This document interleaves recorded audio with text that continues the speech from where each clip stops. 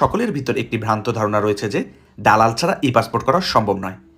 তাই আমরা ই পাসপোর্ট করতে গেলে দালালের শরণাপন্ন হয়ে থাকি। এই ভিডিওর মাধ্যমে আপনাদের আমি জানাবো দালাল ছাড়া আপনারা কিভাবে ই পাসপোর্ট করতে পারবেন। আমার নির্দেশিত ধাপগুলো আপনারা যদি অনুসরণ করে থাকেন সেক্ষেত্রে দালাল ছাড়া আপনারা ই পাসপোর্ট করতে পারবেন। চলুন এবার দেখে নেওয়া যাক ই পাসপোর্টের জন্য আবেদনের ধাপগুলো কী কী। ই পাসপোর্ট করতে হলে আপনার জাতীয় পরিচয়পত্র অথবা ক্ষেত্রবিশেষে জন্ম নিবন্ধনের প্রয়োজন হয়। এক্ষেত্রে ই পাসপোর্টের জন্য আবেদনের পূর্বে আপনাকে অবশ্যই আপনার এনআইডি অর্থাৎ জাতীয় পরিচয়পত্র এবং জন্ম নিবন্ধনের সকল তথ্য সঠিক রয়েছে কিনা তা চেক করে দেখতে হবে। যদি কোনো রকমের ভুল থেকে থাকে তাহলে অবশ্যই পাসপোর্টের আবেদনের পূর্বে তার সংশোধন করে নিতে হবে। যাদের বয়স 18 থেকে 20 তারা অনলাইনে যে ইংলিশ ভার্সনের বার্থ সার্টিফিকেট রয়েছে তা দিয়ে অথবা জাতীয় পরিচয়পত্র দিয়ে ই পাসপোর্টের জন্য আবেদন করতে পারবে।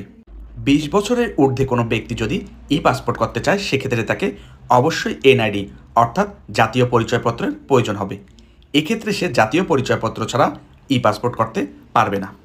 আশা করি আপনারা বুঝতে পেরেছেন কখন জন্ম নিবন্ধন, কখন ইংলিশ বার্থ সার্টিফিকেট আর কখন জাতীয় পরিচয়পত্র দিয়ে আপনারা ই পাসপোর্ট করতে পারবেন। জন্ম নিবন্ধন এবং জাতীয় পরিচয় যদি আপনার সঠিক থেকে থাকে সেক্ষেত্রে আপনি অনলাইনের মাধ্যমে ই পাসপোর্টের জন্য আবেদন করতে পারেন।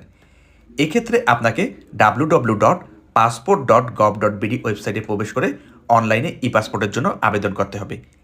এই আবেদন পদ্ধতি যদি আপনার জানা না থাকে সেক্ষেত্রে আপনি ইউটিউবে সার্চ দিয়ে আবেদন পদ্ধতি সম্পর্কে দেখে নিতে পারেন, অথবা আপনি যে কোনো দোকান থেকে 50 থেকে 100 টাকা প্রদান করে অনলাইনে ই পাসপোর্টের জন্য আবেদন করতে পারেন।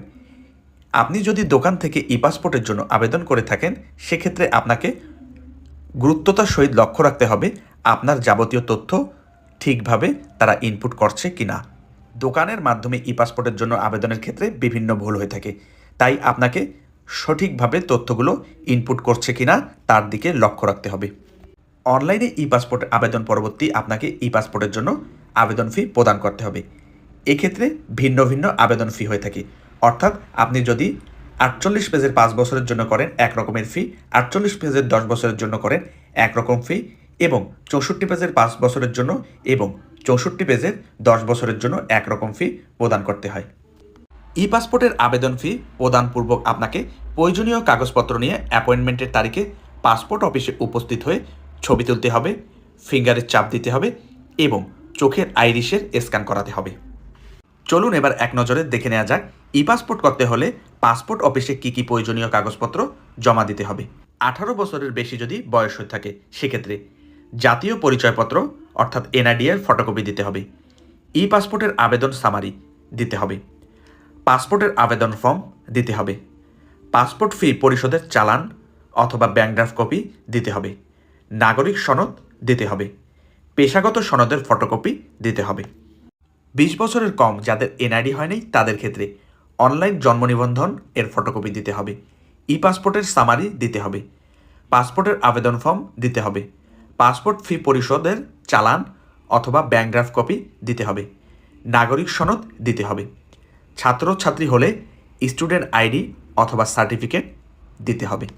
সরকারি চাকরিজীবীদের ক্ষেত্রে একটু ভিন্নতা রয়েছে, তারা সাধারণ জনগণের মতোই সকল ডকুমেন্ট দিয়ে থাকবে, শুধু তারা এক্সট্রা জিও অর্থাৎ গভর্নমেন্ট অর্ডার অথবা এনওসি নো অবজেকশন সার্টিফিকেট অতিরিক্ত ডকুমেন্ট হিসাবে প্রদান করে থাকবে। শিশুদের ই পাসপোর্টের ক্ষেত্রে যে সকল ডকুমেন্ট লাগবে তা হচ্ছে অনলাইন জন্ম নিবন্ধন সনদ, পিতামাতার এনআইডি কার্ডের photocopy, online application summary, online application form, পাসপোর্টের ফি পরিশোধের চালান, 3 সাইজের ল্যাব প্রিন্ট গ্রে ব্যাকগ্রাউন্ডের ছবি। প্রয়োজন অনুসারে কিছু কিছু ক্ষেত্রে নিচের উল্লেখিত কাগজগুলোর প্রয়োজন হতে পারে। 1 পুরাতন পাসপোর্ট অর্থাৎ পাসপোর্ট রিইস্যুর ক্ষেত্রে, 2 চেয়ারম্যান সার্টিফিকেট, 3 ইউটিলিটি বিলের কপি, এটা হতে পারে বিদ্যুৎ বিল অথবা গ্যাস বিল, 4 পাসপোর্ট হারানোর জিডি অর্থাৎ পাসপোর্ট হারিয়ে গেলে।